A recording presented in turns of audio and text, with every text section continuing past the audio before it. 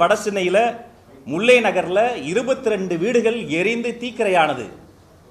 அந்த பகுதியில் வசித்து வருகிற தமிழக வெற்றி கழகத்தினுடைய பெண் நிர்வாகிகள் அங்கே போய் உதவிகள் செய்கிறாங்க.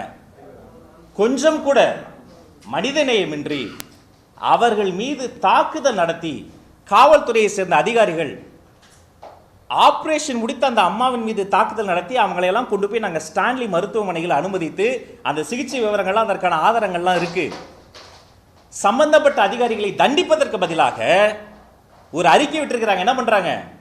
குற்றம் சாட்டு சொன்னவங்க மீதே குற்றச்சாட்டை திருப்பி விட்டுருக்கிறாங்க. இது ஒரு பேட்டர்ன். வேங்கை வயல் தொடங்கி வியாசர்பாடி வரை இதுதான் நடந்து கொண்டு இருக்கிறது. இதையும் நாங்கள் தமிழக வெற்றி கழகம் கண்டிக்கிறோம். தொடர்ச்சியாக இந்த அண்ணா பல்கலைக்கழக மாணவி விஷயத்திலும் சரி, எங்களுடைய வெற்றி தலைவர் கைப்பட எழுதிய கடிதத்தை எங்களுடைய மகளிர் அணி தோழர்கள் சென்று வீதிகளில் இருக்கக்கூடிய அச்சப்பட வேண்டாம் பெண்களே, அண்ணனாக அவர் இருக்கிறார் என்று ஒரு கடிதத்தை கொடுத்த போது கூட பலவந்தமாக கைது செய்து மூச்சு கூட விட முடியாத இடத்தில் அடைத்து வைத்தார்கள். திமுகவை தவிர அனைத்து கட்சியினரும் அந்த நேரத்தில் போராடினார்கள், சமூக ஆர்வலர்கள் போராடினார்கள். அவர்கள் அத்தனை பேருமே இந்த தீர்ப்பை மனதார வரவேற்கிறோம். அந்த பெண்ணுக்கும் நீதிமன்றத்திற்கும் வாழ்த்து சொல்கிறோம். ஆனால் அதில் ஸ்டிக்கர் ஒட்டிய இந்த திமுக அரசு இந்த வட சென்னையில் எங்களுடைய மகளிர் அணி தோழர்கள் தாக்கப்பட்ட விஷயத்தில் தவறு செய்த அதிகாரிகளை தண்டிக்காமல் அப்படி ஒரு தவறே நடக்கவில்லை என்று சொல்வதை நாங்கள் வன்மையாக கண்டிக்கிறோம். இனி ஒரு முறை தமிழக வெற்றி கழகத்தினுடைய சிங்கப்பெண்கள் யார் மீதாவது இதை போன்ற ஒரு வன்முறை சம்பவம் நிகழ்ந்தால் பார்த்து கொண்டு சும்மா இருக்க மாட்டோம். மக்களை திரட்டி மாபெரும் மக்கள் போராட்டம் வெடிக்கும் என்பதை ஒரு எச்சரிக்கையாக நாங்கள் சுட்டிக்காட்டுகிறோம். இந்த நீதிமன்றத்தினுடைய வரலாற்று சிறப்புமிக்க தீர்ப்பையும் நீதிபதிகளையும் நாங்கள் வாழ்த்துகிறோம், வரவேற்கிறோம். வட சென்னையில் நிகழ்ந்த மனிதாபிமான அற்ற அந்த தாக்குதலை நாங்கள் கடுமையாக கண்டிக்கிறோம். 5000க்கும் மேற்பட்ட பொதுமக்கள் இருக்காங்க. ஏன் தமிழக வெற்றி கழகம் நேரில் போய் ஒரு ஆய்வு பண்ணியோ மக்களுடைய கருத்துக்களையோ கேட்டு எல்லா இடத்துக்கும் போறோம் அப்படின்னு சொல்றீங்க. இப்ப நேற்று இந்த 2 நாளைக்கு முன்னாடி அந்த வியாசர்பாடி சம்பவத்துக்கு நேரடியா போறாரு. அது கட்சிக்காரங்க பொதுமக்கள்ன்றதை தாண்டி அது என்ன விருப்பம். ஆனா அங்க அனகாபுத்தூர்ல 5000க்கும் மேற்பட்ட மக்கள் இருக்கும்போது ஏன் அங்க நேர்ல போய் பார்க்கலன்ற ஒரு கேள்வி இருக்குல்ல. கட்டாயமாக இந்த வடசென்னை சம்பவத்திலுமே நேரடியாக வருகிற பொழுது எங்களுக்கு எந்த விதமான ஒத்துழைப்பும் தருவதில்லை. அவங்க என்ன பாவம் பண்ணாங்க? பூட்ஸ் காலில் உதைப்பீங்களா? அந்த தாயினுடைய அப்படிப்பட்ட ஒரு வயிற்றிலிருந்து தான், அந்த கருவறையிலிருந்து தான் நீங்களும் பிறந்து வந்தீங்க. மேலதிகாரிகள் சொல்றாங்களா, உங்களுக்கு மேல இருக்க அரசியல் தலைவர்கள் சொல்றாங்களா, எங்களை வேலை செய்ய விடுங்க, எங்களை மக்கள் பணி செய்ய விடுங்க, ஏன் பயப்படுறீங்க? இந்த ஆளுங்கட்சியினுடைய அச்சத்தின் வெளிப்பாடாக எங்கு போனாலும் ஒரு நெருக்கடி தந்து கொண்டே இருக்கிறார்கள்.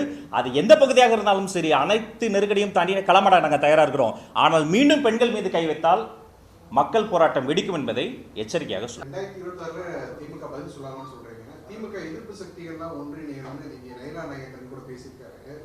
அதிமுக சார்பில் ஏற்கனவே மதிப்புக்குரிய துணை பொதுச் செயலாளர் சிடிஆர் அவர்களும் தேர்தல் மேலாண்மை பொதுச் செயலாளர் ஆதவர்ஜுனா அவர்களும் சொல்லியிருக்கிறார்.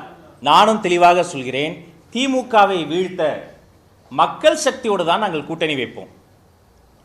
பாசிச சக்தியோடு சேர்ந்திருக்கிற யாரோடும் எங்களுக்கு ஒட்டும் இல்லை, உறவும் இல்லை. அவர்களுக்கு எப்படியோ தெரியாது, எங்களுக்கு பாசிசமும் ஒன்றுதான், பாயாசமும் ஒன்றுதான்.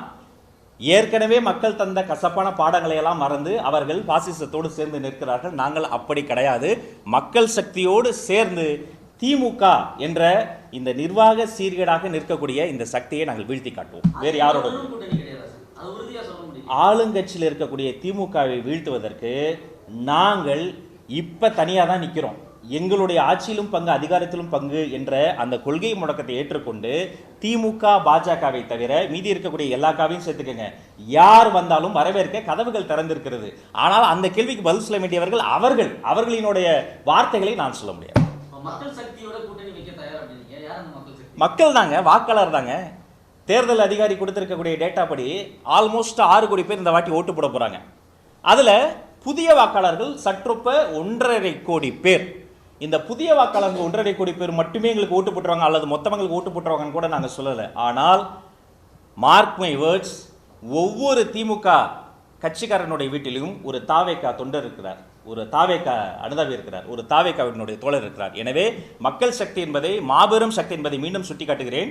காலமது எப்போ பார்த்தாலும் ஒரு கேள்வி கேட்பாங்க, பி டீம்னு.